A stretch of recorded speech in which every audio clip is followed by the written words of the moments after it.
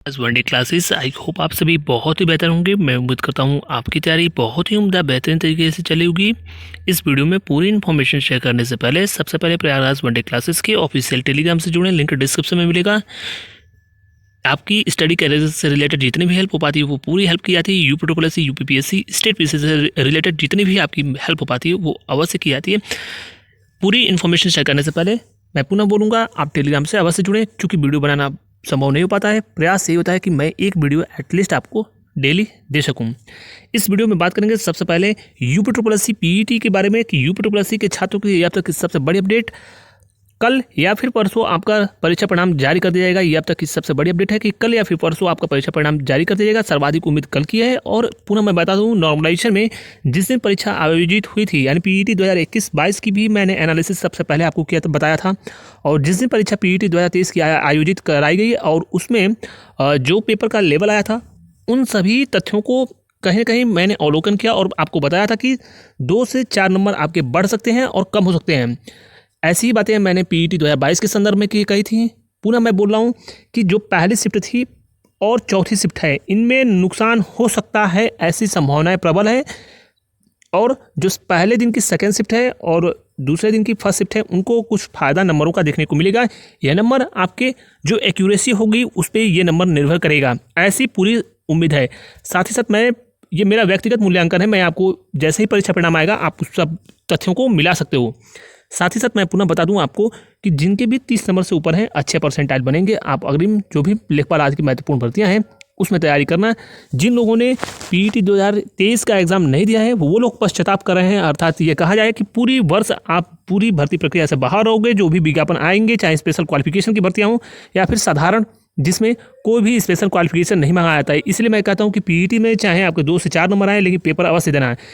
पिछली बार पीईटी 2023-22 का एग्जाम छात्रों ने जो दिया है वो सिर्फ और सिर्फ 25 लाख छात्रों ने दिया था, अर्थात एक परसेंटाइल पर 25,000 छात्र थे।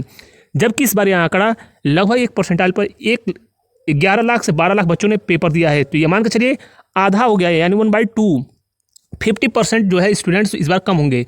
तो इसीलिए इस बार सबसे ज़्यादा गोल्डन अपॉर्चुनिटी है। सारी स्पेशल क्वालिफिकेशन की भर्तियां और जो कॉमन भर्तियां लेखपाल आदि की वीडियो जूनियर असिस्टेंट तमाम ऐसी महत्वपूर्ण भर्तियां इस पीईटी से देखने को मिलेंगी।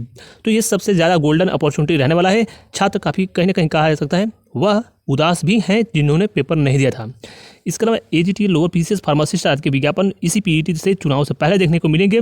इसी क्रम में सबसे पहले उम्मीद है कि एजीटी का विज्ञापन प्रकाशित किया जाएगा। इसके अलावा लोअर पीसीएस और फार्मासिस्ट आदि की महत्वपूर्ण भर्तियों का विज्ञापन देखने को मिलेगा।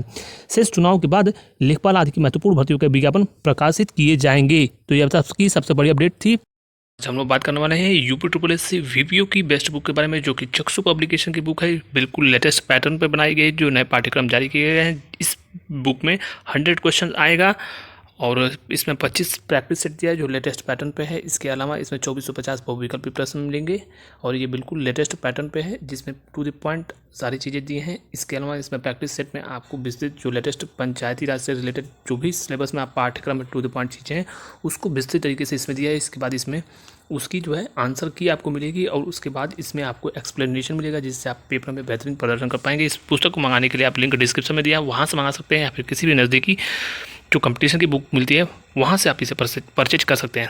Thank you. इसके अलावा इलाहाबाद हाईकोर्ट में चयन प्रक्रिया आप लोग पूछ रहे थे कि क्या इसमें चयन प्रक्रिया किस प्रकार से होती है, तो मैं आपको बता दूं इलाहाबाद हाईकोर्ट में जो भी आर के पोस्ट आएंगे उसमें अगर पुराना आप देखोगे पैटर्न उसी के अकॉर्डिंग इसमें सिलेबस जो कि एनटीए पेपर कराने की उम्मीद है तो पुराना पैटर्न आप देख सकते हो, उसका मूल्यांकन कर लेना। शेष इसमें टाइपिंग होता है और जिस दिन पेपर होता है उसी दिन टाइपिंग कराकर उन दोनों के नंबर यानी रिटन और टाइपिंग के नंबर जोड़कर फाइनल मेरिट लिस्ट को प्रकाशित कर दिया जाता है।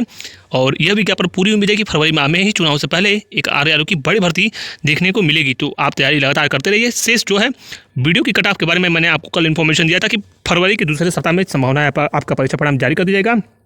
फर्स्ट शिफ्ट में सर्वाधिक नुकसान हो सकता है। 102 से लेकर 105 के आसपास अगर फर्स्ट शिफ्ट में नंबर है तो आपके चांसेस बन सकते हैं। साथ ही साथ अगर 93 से लेकर 97 के आसपास सेकंड शिफ्ट वाले जो भी दोनों दिन के सेकंड शिफ्ट वाले छात्र हैं 93 से लेकर 97 के आसपास नंबर है तो आपके चांसेस बन सकते हैं और जूनियर असिस्टेंट 5500 पदों पर जो भर्ती परीक्षा आपकी जो होनी है उसमें मई या फिर जून में आपकी परीक्षा है। इसमें मई में आपकी परीक्षा हो जाएगी और इसकी कट ऑफ मैं पुनः बोल रहा हूँ 20 से 30 नंबर भी हैं। तैयारी करते रहिए, लगभग सभी लोग शॉर्ट लिस्ट हो जाएंगे। तो फिलहाल इस महत्वपूर्ण वीडियो में बस इतना ही। Thank you so much for watching Prayagraj one day classes. All the best. Jai Hind.